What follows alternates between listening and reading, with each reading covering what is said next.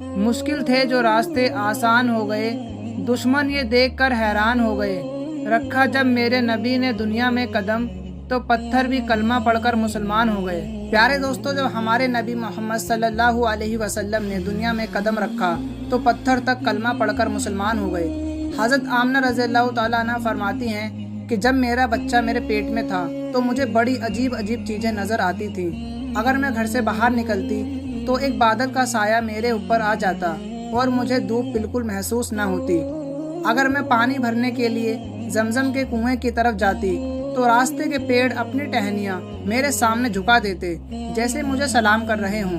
मैं हैरान होती कि ये सब सिर्फ मेरे साथ ही क्यों हो रहा है।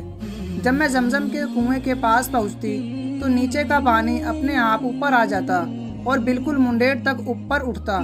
फिर मैं अपने हाथों से ही बाल्टी पकड़कर पानी निकाल लेती। मक्का की औरतें मुझे गांव के पास रोक लेती और जाने ना देती। वो कहती, ए आमना, तुम थोड़ी देर और यहीं खड़ी रहो, वरना तुम्हारे जाने से पानी वापस नीचे चला जाएगा और हमें पानी भरने में बहुत मुश्किल होगी। इसी तरह हज़रत आमना रज़ियल्लाहु ताला अन्हा फरमाती हैं, मैं सुना करती थी कि जब बच्चा पेट में होता है तो माँ को बहुत तकलीफ़ें झेलनी पड़ती हैं। कभी हाथ पाँव में दर्द, कभी सर दर्द, कभी उल्टी, कभी बुखार और कभी चिड़चिड़ापन। ये सारी बातें सुनकर मैं सोचती कि अजीब है, मुझे तो पूरे 9 महीने में कोई तकलीफ़ नहीं हुई।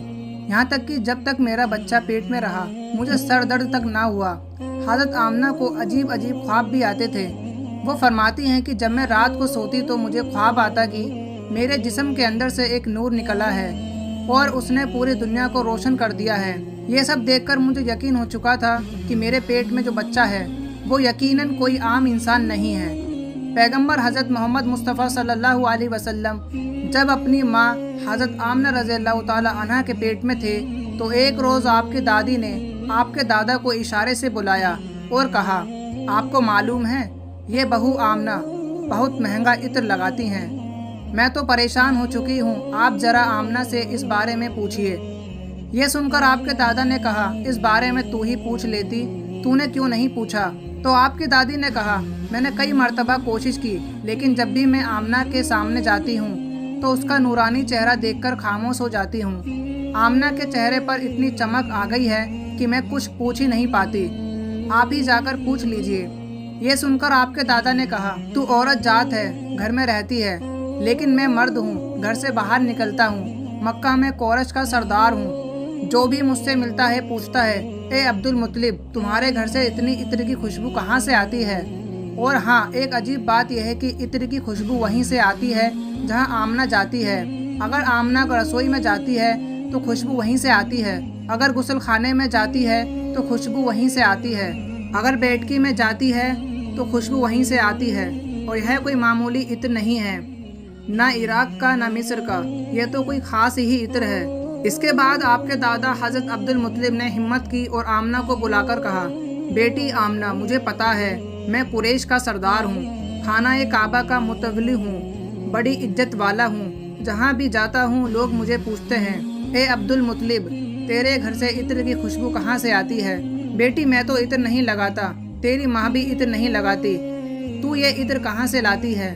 यह सुनकर हज़रत आमना की आंखों में आंसू आ गए और वह बोली, अब्बा जान, मैं आपको क्या बताऊं, मैंने सारी ज़िंदगी कभी कोई इत्र नहीं लगाया, मुझे अच्छे और बुरे इत्र की पहचान भी नहीं, मैंने आज तक किसी इत्र वाले से इत्र खरीदा ही नहीं। मगर अब्बा जान, मैं आपको एक राज की बात बताती हूँ। फिर हज़रत आमना ने अपने पेट पर हाथ रखा और कहा, अब्बा जान, ये सब इस आने वाले मेहमान की बरकत है, आपने तो सिर्फ खुशबू महसूस की है, अगर मैं आपको और बातें बता दूं तो आप मुझे दीवानी कहेंगे। ये सूरज कई बार मुझे सलाम करता है, ये चांद कई बार मुझे सलाम करता है, और यही नहीं, जब मैं सोती हूँ तो ऐसी ऐसी औरतें मेरे सामने खड़ी होती हैं जिन्हें ना मैंने कभी देखा और ना आपने। वो औरतें मेरे ऊपर हवा करती हैं। हुजूर सल्लल्लाहु अलैहि वसल्लम के दादा हज़रत अब्दुल मुत्तलिब दिन रात काबे के पास जाकर काबे का गिलाफ पकड़कर रो रो कर दुआएं करते, या अल्लाह, मेरा बेटा अब्दुल्ला इस दुनिया में नहीं रहा, मगर उसके घर एक बच्चे की पैदाइश होने वाली है, या अल्लाह, इस बच्चे की हिफाजत फरमा और मेरे अब्दुल्ला की नस्ल बाकी रखना। हुजूर सल्लल्लाहु अलैहि वसल्लम के सारे चाचा इसी इंतज़ार में रहते कि उनके भाई अब्दुल्ला के घर बच्चा कब पैदा होगा। یہودیوں کی کتاب تورات میں لکھا ہوا تھا کہ جب آخری نبی آنے والے ہوں گے تو ان کی پیدائش سے 10 دن پہلے آسمان پر ایک لال ستارہ چمکے گا۔ جب حضور صلی اللہ علیہ وسلم کی پیدائش میں 10 دن باقی تھے تو آسمان پر وہی لال ستارہ نکل آیا۔ اسے دیکھ کر یہودیوں میں کھلبلی مچ گئی۔ ان کے عالم نے سب یہودیوں کو جمع کیا اور کہا، دیکھو آسمان پر لال ستارہ چمک رہا ہے، اس کا مطلب ہے کہ آخری نبی آنے والے ہیں۔ جاؤ اور معلوم کرو اس وقت مدینہ منورہ میں کس کے یہاں لڑکی کی پیدائش میں 10 دن باقی ہیں۔ یہودی مدینے گئے اور معلوم کیا تو بہت سی عورتیں حمل سے تھیں، مگر کسی کا وقت قریب نہیں آیا تھا۔ کسی کے 2 مہینے باقی تھے، کسی کے 4۔ وہ عالم کے پاس لوٹے اور کہا کہ مدینے میں ایسا کوئی بچہ ابھی پیدا ہونے والا نہیں۔ عالم نے جواب دیا، اب مکہ جا کر دیکھو۔ سارے یہودی مکہ پہنچے اور معلوم کیا کہ وہاں کن گھروں میں پیدائش ہونے والی ہے۔ لوگوں نے بتایا، ہاں یہاں مکہ میں 5 عورتیں ہیں جن کے یہاں بچہ ہونے والا ہے۔ یہودیوں نے کہا، نہیں، ہمیں ایسے بچے کی پیدائش کی خبر چاہیے جس کا باپ پہلے ہی انتقال کر چکا ہو۔ لوگوں نے بتایا، ہاں عبد المطلب کا پوتا پیدا ہونے والا ہے۔ اس بچے کے باپ عبداللہ کچھ مہینے پہلے ہی دنیا سے چلے گئے۔ یہ سن کر یہودیوں کی چیخیں نکل گئیں۔ وہ روتے چلاتے اپنے عالم کے پاس پہنچے اور بولے، ہائے افسوس، آج نبوت یہودیوں سے نکل کر مکہ والوں میں مل گئی۔ وقت یوں ہی گزرتا گیا اور آخر وہ دن آیا جس کا سب کو بے صبری سے انتظار تھا، جس کا انتظار آسمان، زمین، پرندے اور ہر مخلوق کر رہی تھی۔ اور پھر وہ گھڑی آئی، آج اس بچے کی پیدائش ہوئی جس کی وجہ سے پوری دنیا بنائی گئی۔ اگر وہ نہ ہوتے تو شاید یہ دنیا بھی نہ ہوتی۔ آج اس بچے کی پیدائش ہوئی جس کے لیے چاند 2 ٹکڑوں میں بانٹ دیا گیا۔ آج اس بچے کی پیدائش ہوئی جس کی خاطر سورج کو اپنی جگہ پر روک دیا گیا۔ اللہ نے حکم دیا کہ اے سورج ابھی مت ڈوبنا، کیونکہ میرے حبیب محمد صلی اللہ علیہ وسلم نے عصر کی نماز ادا نہیں کی۔ آج اسی بچے کی پیدائش ہوئی جس کے پاس پوری زندگی میں جبرائیل علیہ السلام 26,000 بار آئے۔ رات گہرا چکی تھی۔ حضرت آمنہ رضی اللہ تعالی عنہ کے پیٹ میں ہلکا سا درد اٹھا۔ انہیں محسوس ہوا کہ شاید آج میرے بچے کی پیدائش ہونے والی ہے۔ انہوں نے حضرت عبد المطلب کو یہ خبر دی۔ حضرت عبد المطلب نے محلے کی دائی حضرت شفا کو بلا کر کہا، آج رات تم آمنہ کے ساتھ ہی رہو، کیونکہ میرے بیٹے عبداللہ کے گھر بچہ پیدا ہونے والا ہے۔ رات دھیرے دھیرے گزرتی گئی، چاند خاموش ہو کر بادلوں میں چھپ گیا۔ حضرت آمنہ فرماتی ہیں، جس رات میرے گھر بچے کی پیدائش ہوئی اس وقت غریبی کا یہ عالم تھا کہ چراغ میں تیل جلانے کے لیے بھی پیسے نہیں تھے۔ یہی وہ غریبی کی رات تھی جس میں ہمارے آقا صلی اللہ علیہ وسلم اس دنیا میں تشریف لائے۔ اس رات حضرت عبد المطلب اور ان کے سارے بیٹے گھر کے باہر بیٹھے رہے۔ وہ سوچتے رہے، اگر عبداللہ کی بیوی کے ساتھ کوئی حادثہ ہو گیا تو ہم فوراً علاج کا انتظام کریں گے۔ پوری رات کوئی نہیں سویا۔ رات ڈھلتی جا رہی تھی، چاند خاموش ہو کر ڈوب چکا تھا، ہر طرف اندھیرا ہی اندھیرا، گھر کے اندر بھی اندھیرا، گھر کے باہر بھی اندھیرا۔ سحری کا وقت ہو چکا تھا کہ اچانک حضرت آمنہ کے پیٹ میں تیز درد اٹھا اور وہ سمجھ گئیں کہ اب پیدائش کا وقت آ گیا ہے۔ انہوں نے دائی شفا کو آواز دی، مجھے درد ہو رہا ہے۔ 1 گھنٹہ پیدائش کا وقت گزرا اور پھر صبح ہونے سے کچھ پہلے ہمارے پیارے آقا صلی اللہ علیہ وسلم اس دنیا میں تشریف لائے۔ حضور صلی اللہ علیہ وسلم کی پیدائش پر 3 بڑی عجیب نشانیاں سامنے آئیں، جنہیں دیکھ کر دائی شفا بھی حیران رہ گئی۔ پہلی چیز، جب بچہ پیدا ہوتا ہے تو اس کی ناف ماں کی ناف سے جڑی ہوتی ہے، مگر ہمارے حضور صلی اللہ علیہ وسلم کی ناف ماں کی ناف سے بالکل الگ تھی۔ دوسری چیز، جب بچہ پیدا ہوتا ہے تو اس کے ساتھ بہت گندگی نکلتی ہے، لیکن ہمارے آقا صلی اللہ علیہ وسلم جب پیدا ہوئے تو ان کے ساتھ نجاست کا ایک قطرہ بھی نہیں نکلا۔ تیسری چیز، جب لڑکا پیدا ہوتا ہے تو اس کا ختنہ نہیں ہوا ہوتا، لیکن ہمارے پیارے آقا صلی اللہ علیہ وسلم کا ختنہ ماں کے پیٹ کے اندر سے ہی ہو چکا تھا، دنیا میں آپ کا ختنہ نہیں کیا گیا۔ یہ 3 باتیں دیکھ کر دائی شفا گھبرا گئی اور حضرت آمنہ رضی اللہ تعالی عنہ سے بولی، اے آمنہ، میں نے اپنی ساری زندگی میں ایسا بچہ نہیں دیکھا۔ پھر حضرت شفا نے حضور صلی اللہ علیہ وسلم کو اپنی گود میں لے کر ایک طرف زمین پر لٹا دیا۔ جیسے ہی انہوں نے لٹایا، حضور نبی کریم صلی اللہ علیہ وسلم نے اچانک کروٹ بدلی اور گھٹنوں کے بل جھک کر سیدھے سجدے میں چلے گئے۔ یہ دیکھ کر حضرت آمنہ رضی اللہ تعالی عنہ کی حیرانی کی انتہا نہ رہی۔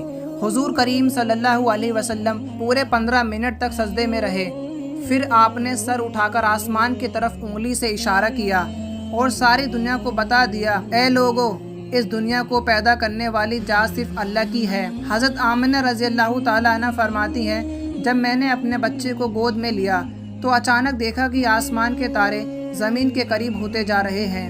پھر اچانک ایک بادل کا سایہ میرے کمرے کے اندر آیا اور میری گود سے میرا بچہ اس بادل کے سائے میں غائب ہو گیا۔ اس بادل کے اندر سے ایک آواز آئی، اے جبرائیل علیہ السلام، اس بچے کو پوری دنیا کا چکر لگواؤ، اسے سارے نبیوں کی خوبیاں دو، اسے یوسف علیہ السلام کی خوبصورتی دو، ایوب کا صبر دو، ابراہیم کی دوستی دو اور داؤد کی میٹھی زبان دو۔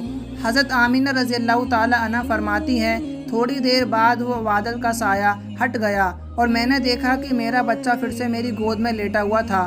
صبح ہونے ہی والی تھی کہ دائی شفا باہر نکل کر حضور صلی اللہ علیہ وسلم کے دادا حضرت عبد المطلب کو خوشخبری دینے پہنچی۔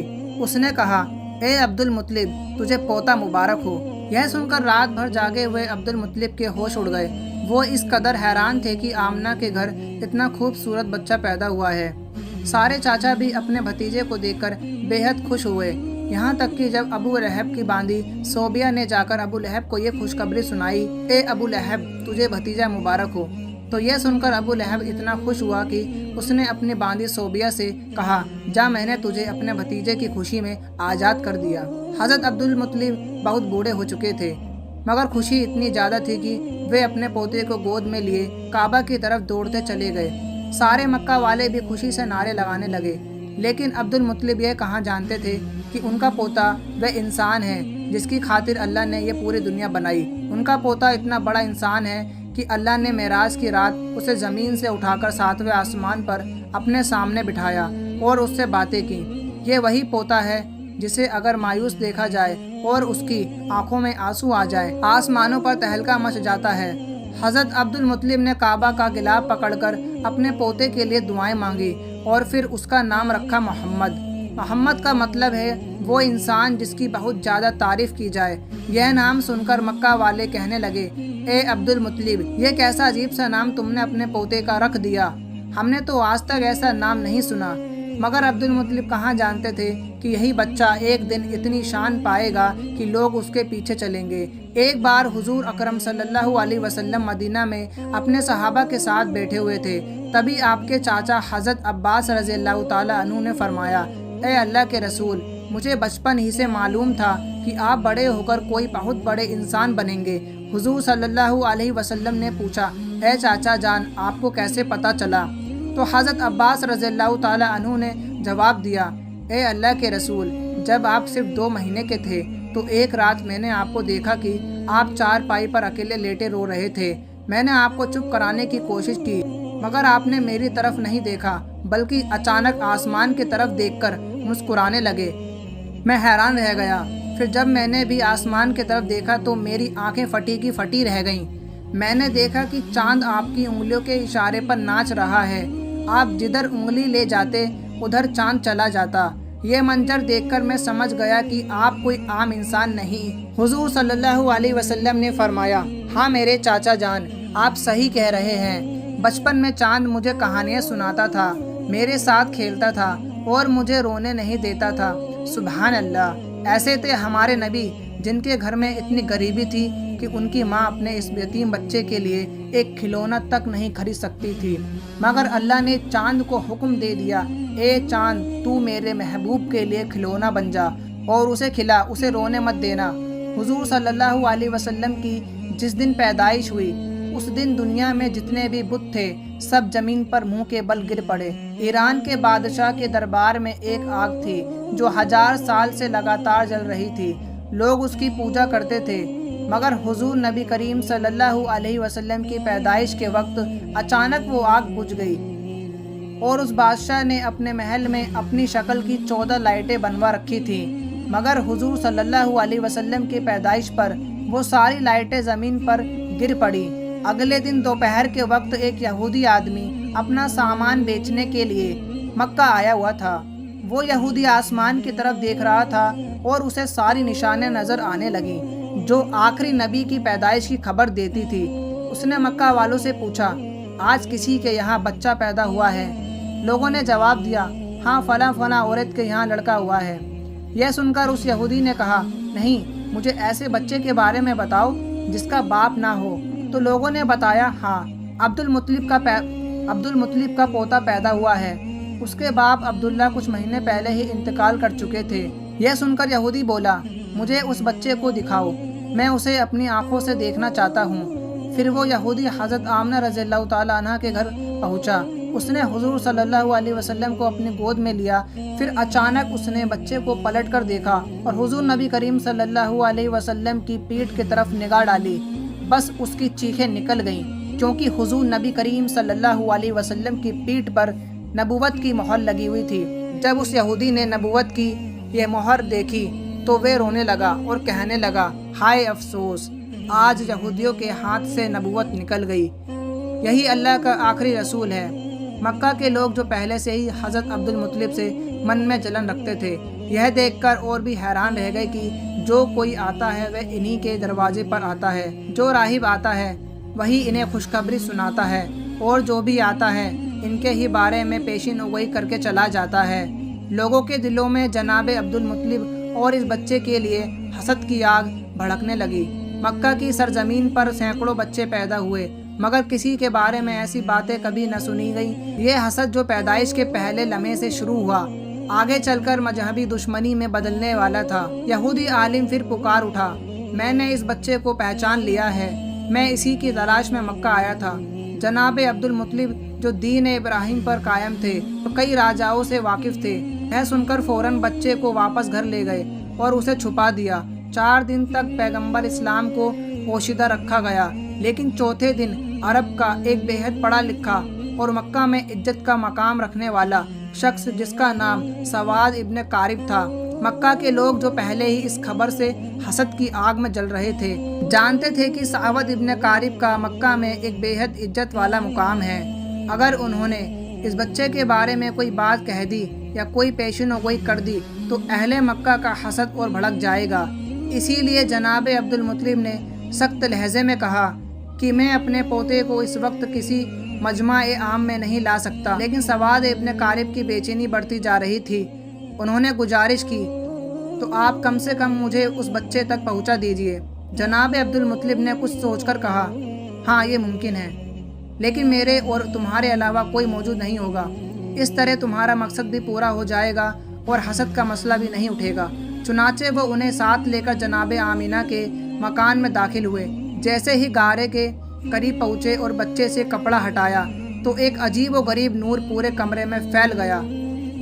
सवाद इब्न कारिब जो पढ़े लिखे और इल्म वाले शख्स थे, समझ गए कि ये वही अलामत है जिसकी खबर किताबों में है। आखिरी जमाने का इशारे इख्तियार झुक गए और उस बच्चे के कदमों को बोसा दे दिया। फिर जनाब अब्दुल मुत्तलिब से मुखातिब होकर कहा, आप गवाह रहिएगा, मैं इस बच्चे पर अभी से ईमान ला रहा हूँ। मुझे मालूम है कि मैं उस वक्त तक जिंदा नहीं रहूँगा जब ये बच्चा ऐलान रिसालत करेगा, मगर मैं आज ही गवाही देता हूँ ये अल्लाह का आखिरी रसूल है। इस तरह बनु हाशिम के घर वालों के अलावा पैगंबर इस्लाम की पैदाइश के बाद सबसे पहले ईमान लाने वाले शख्स सवाद इब्न कारिब साबित हुए। यह वाक़या हुजूर अकरम सल्लल्लाहु अलैहि वसल्लम की पैदाइश के चौथे दिन का है। फिर 7वें दिन हज़रत अब्दुल मुत्तलिब ने अपने पोते का हकीका किया और पूरे मक्का के लोगों को दावत हकीका में बुलाया। लेकिन उस वक्त से ही कुछ लोग हज़रत अब्दुल मुत्तलिब के दुश्मन बन चुके थे और दिल ही दिल में सोच रहे थे कि अगर ये बच्चा बड़ा हो गया और इसने ऐलान नबूवत कर दिया तो हमारे लिए तो बस तबाही तबाही है। इन हालात में रब्बे करीम की मसलहत यही थी कि पैगंबर इस्लाम को कुछ अरसा मक्का की सरजमीन से ओझल रखा जाए, ताकि अगर उनके दुश्मन तलाश में यहाँ तक पहुँच भी जाएं तो नाकाम होकर वापस लौट जाएं। मगर दूसरी तरफ दुश्मनों का गिरोह लगातार हुजूर अकरम सल्लल्लाहु अलैहि वसल्लम की तलाश में लगा हुआ था। हज़रत अब्दुल मुत्तलिब जो दीन इब्राहिम पर कायम थे और अपने वालिद जनाब हाशिम से कुछ ऐसे राज नबूवत भी हासिल कर चुके थे। उनमें से एक ये भी था कि इस बच्चे के दुश्मन बहुत ज़्यादा होंगे, इसीलिए उन्हें हर हाल में इस बच्चे की हिफाजत करनी थी। यही वजह थी कि हज़रत अब्दुल मुत्तलिब पैगंबर इस्लाम को मक्का से किसी और जगह मुंतकिल करना चाहते थे, ख़ास तौर पर जब उन्हें मालूम हुआ कि अक्सर यहूदियों के काफ़िले मक्का आकर हालात का जायज़ा लेकर चले जाते हैं। अब सवाल उठता है कि یہودی بار بار کیوں آ رہے تھے؟ تو اس کا جواب یہ ہے کہ بہت عرصہ پہلے سے ہی یہودی پیغمبر اسلام کی ولادت کو روکنے کے فکر میں تھے۔ اباد مناف پر حملہ ہوا، جناب ہاشم پر حملہ ہوا، جناب عبد المطلب پر حملہ ہوا اور یہاں تک کہ جناب عبداللہ پر بھی حملہ ہوا۔ روایت میں آتا ہے کہ جب جناب عبداللہ کی جوانی کا زمانہ آیا تو یہودیوں کی ساری سازشوں کا مرکز یہی تھا کہ کسی طرح انہیں قتل کر دیا جائے تاکہ ولاد رسول رک جائے۔ یہودی یہ پہچان چکے تھے کہ جناب عبداللہ ہی پیغمبر اسلام کے والد ہیں۔ جناب عبداللہ کی شادی جناب آمنہ سے ہو گئی۔ اب شادی کے بعد یہودی اور پریشان ہو گئے کہ اب کیا کیا جائے، کسی نہ کسی طریقے سے ولادت کا سلسلہ روکنا ہے۔ اتفاق سے انہیں ایک موقع مل گیا۔ جناب عبداللہ کسی کام کے سلسلے میں مدینہ گئے اور مدینہ یہودیوں کا گڑھ تھا۔ روایت کے مطابق مدینہ میں جناب عبداللہ پر حملہ کیا گیا اور جھڑ دے کر انہیں شہید کر دیا گیا۔ اب یہودیوں کو ایک اطمینان ہو گیا کہ پیغمبر اسلام کے والد تو شہید ہو چکے ہیں، بس اس بات کی تصدیق کرنی باقی تھی کہ پہلے یہ پکا کر لیا جائے کہ جناب عبداللہ کے یہاں کوئی اولاد ہے یا نہیں۔ اگر معلوم ہو جائے کہ وہ بے اولاد تھے تو چین کی سانس لے کر اپنے گھر لوٹ جائیں، لیکن اگر پتہ چلے کہ ان کے یہاں کوئی اولاد ہے تو پھر اس کے قتل کا انتظام کیا جائے۔ یہی سوچ کر یہودیوں کا ایک گروہ خاص اسی کام کے لیے مدینہ سے مکہ آیا۔ وہاں آ کر انہوں نے چھان بین کی اور جب انہیں یہ پتہ چلا کہ جناب عبداللہ کا انتقال ہو چکا ہے اور ان کے یہاں کوئی اولاد نہیں تھی تو انہوں نے اطمینان کا لمبا سانس لیا۔ پھر بڑے آرام سے مدینہ لوٹ گئے۔ مدینہ پہنچ کر مدینہ سے لے کر شام تک جہاں جہاں یہودی پھیلے ہوئے تھے سب کو یہ خوشخبری سنا دی، مبارک ہو، ہمارے لیے جو خطرہ تھا وہ ٹل گیا ہے۔ یہ خبر پوری دنیا یہود میں پھیلا دی گئی۔ مدینہ سے لے کر شام تک جشن منایا گیا اور یہودی بڑے مطمئن ہو گئے، مگر انہوں نے ایک بنیادی غلطی کر دی۔ یہ تو معلوم کر لیا کہ جناب عبداللہ کا انتقال کے وقت ان کے یہاں کوئی بچہ موجود نہیں تھا، لیکن یہ سوچنا بھول گئے کہ کہیں جناب آمنہ حملہ تو نہیں ہے اور کچھ مہینوں کے بعد بچہ پیدا ہو سکتا ہے۔ اس طرف ان کا دھیان گیا ہی نہیں، لہٰذا اطمینان سے اپنے گھر لوٹ گئے کہ جناب عبداللہ کے یہاں کوئی اولاد نہیں ہے۔ لیکن جب 12 ربیع الاول کو عجیب و غریب واقعات پیش آئے تو عام لوگوں کو تو اس کی پوری خبر نہ تھی، مگر یہودی علماء پریشان ہو گئے کیونکہ انہوں نے اپنی کتابوں میں پڑھا تھا کہ یہ سارے واقعات اسی زمانے میں ہوں گے جب آخری رسول کی ولادت ہوگی۔ اب وہ حیران تھے یہ کیسے ہو گیا، آخری رسول کیسے پیدا ہو گئے، جبکہ ہم تو پورے یقین کے ساتھ ان کے والد کو قتل کر چکے تھے اور یہ بھی ہم جان چکے تھے کہ ان کے یہاں کوئی اولاد نہیں تھی، تو پھر یہ رسول کہاں سے آ گئے؟ ان کی کتاب میں تو صاف لکھا تھا کہ آخری رسول عبداللہ کے یہاں پیدا ہوں گے اور ان کے ساتھ عجیب و غریب نشانیاں واقع ہوں گی۔ اب وہ الجھن اور حیرت میں ڈوب گئے۔ عبداللہ کے یہاں تو رسول پیدا نہیں ہوئے اور اگر کسی اور کے یہاں پیدا ہوئے ہیں تو یہ ہماری کتاب کے بالکل برعکس ہے۔ فوراً ایک گروہ تیار کیا گیا تاکہ مکہ جا کر تحقیق کی جائے۔ جب یہ لوگ مکہ پہنچے تو اس وقت پیغمبر اسلام کو مکہ سے حضرت حلیمہ سعدیہ کے مکان میں منتقل کیا جا چکا تھا اور ان کی پیدائش کو 2 مہینے گزر چکے تھے۔ اب یہودی پریشان ہو کر تلاش کرنے لگے کہ کون سا بچہ ایسا ہے جو 2 ماہ پہلے پیدا ہوا ہو، مگر کوئی بھی بچہ نظر نہیں آ رہا تھا۔ کسی سے پوچھنا بھی ممکن نہیں تھا کیونکہ مکہ میں یہودی 2 بار پہلے سازش کر چکے تھے، ایک بار جناب عبداللہ پر حملہ اور اس کے بعد جناب آمنہ کے بارے میں تحقیق۔ اسی لیے اب مکہ والے ہوشیار ہو چکے تھے، خاص طور پر بنو ہاشم کا خاندان جو ان پر سخت نظر رکھے ہوئے تھا۔ یہودیوں کا کوئی گروہ کسی سے کھل کر سوال نہیں کر سکتا تھا، بس ایک ایک گھر پر نظر رکھتے، مگر کوئی 2 مہینے کا بچہ کہیں نظر نہیں آتا۔ ناکام ہو کر واپس لوٹ جاتے کیونکہ اس وقت پیغمبر اسلام مکہ سے باہر تھے۔ پھر جب نبی کریم صلی اللہ علیہ وسلم 6 سال کی عمر میں مکہ واپس آئے، اس وقت یہودیوں کا ایک گروہ مکہ میں موجود تھا۔ جب نبی کریم صلی اللہ علیہ وسلم کی عمر 7 سال کی ہوئی تو ایک دن اسی گروہ کی نظر آپ پر پڑ گئی۔ جیسے ہی ان کی نظر اس معصوم بچے پر پڑی وہ حیرت سے دنگ رہ گئے۔ اس بچے کے چلنے کا انداز، بولنے کا لہجہ بالکل وہی تھا جیسا کہ تورات میں آخری نبی کی صفات کے طور پر لکھا گیا تھا۔ اور سب سے حیرت انگیز بات یہ تھی کہ اس بچے کے سر پر ہمیشہ ایک بادل کا ٹکڑا سایہ فن رہتا تھا۔ یہودی عالم نے بات چیت شروع کی اور تورات کی کتاب کے مطابق کہا آخری نبی کی عمر اس وقت 7 سال ہونی چاہیے۔ پھر انہوں نے آپس میں طے کیا اگر یہی بچہ واقعی آخری نبی ہوا تو ہمیں اسے اس دنیا سے نپٹانا ہوگا۔ انہوں نے تحقیقات کی اور معلوم ہوا یہودیوں کا ایک گروہ مکہ آیا ہوا تھا۔ ان کی نظر جیسے ہی اس نوجوان پر پڑی تو دنگ رہ گئے۔ یہ نوجوان جو اپنے دادا اور چاچا کے ساتھ چل رہا تھا، اس کے چلنے کا انداز، بات کرنے کا طریقہ بالکل وہی تھا جو ان کی کتابوں میں آخری رسول کے لیے لکھا ہوا تھا۔ اس کے سر پر بادل کا سایہ کیے ہوئے تھا۔